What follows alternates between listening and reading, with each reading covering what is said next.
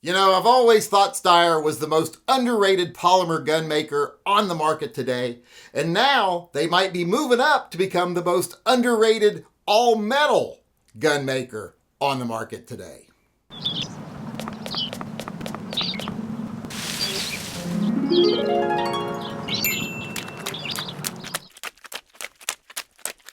Before we get started here, I want to remind everyone to subscribe and sign up for all notifications on this channel. This channel is restricted by YouTube, so I'm counting on you to help us survive YouTube's anti-2A bias. Hey everybody, Yankee here. Before we continue on, I want to say one thing. The mustache was a joke gone wrong. It'll be gone soon, so please don't be distracted by it. With that being said, I want to talk about the new pistols that are coming from Steyr.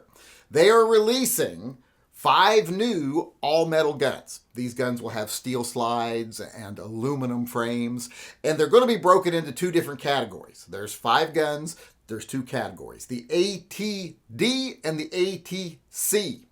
Now, the ATD is for duty, and the ATC is for competition. And if you look at all the guns side by side here, you can clearly tell which 2 are the duty guns and which 3 are the competition guns.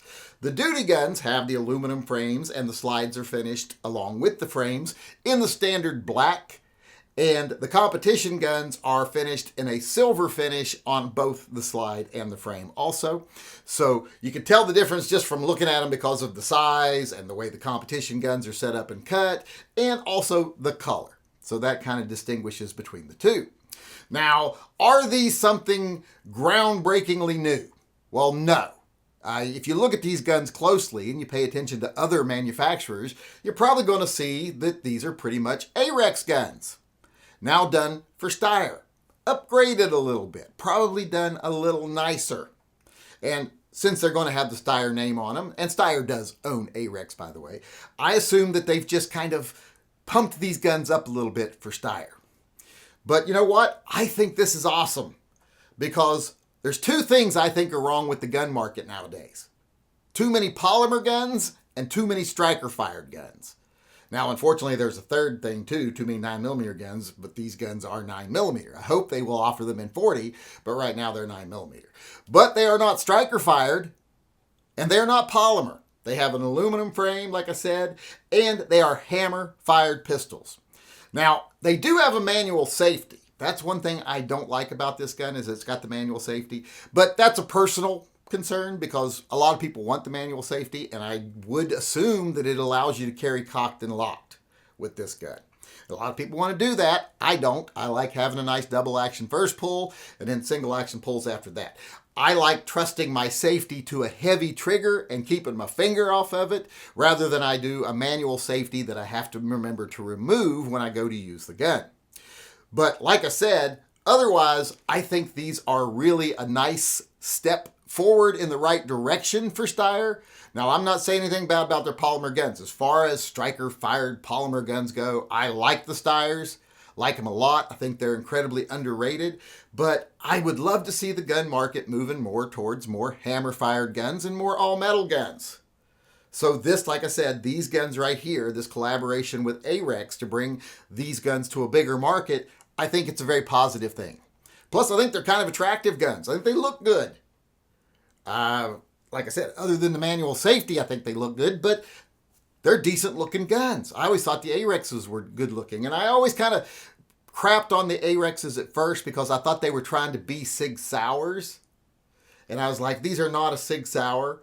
But then when I started thinking about it more as an alternative to something like a Glock, to where you could get a gun that was a decent gun and was hammer-fired and all this other stuff, then it was a better gun. Especially for the price they first came out at. Now, I don't know what price these are going to be yet. They've just been introduced to the market. I can't imagine they're going to be that expensive because Steyrs aren't generally overpriced and neither are AREX. So I'm thinking they're going to be a good alternative to people out there who want to carry a gun, especially this duty line they're doing, the 2 duty guns, the larger one and the smaller one. I think those would be perfect replacements for people who don't want to carry striker fire now. Because one of the things about the P320 debacle is I think it's made people realize that striker-fired guns have risks that other guns don't have. They're an inferior design, in my opinion. I've said that for many years, and it seems like a lot of people are catching up to what I've been saying. So once again, I get to do my I told you so dance. But like I was saying, there is a market for striker fired and there's a place for striker fired, but I just don't think that it's in the hands of most people for concealed carry. I think they'd be much better off with double action, single action, hammer fired guns. Now, if the frame was polymer, that wouldn't bother me.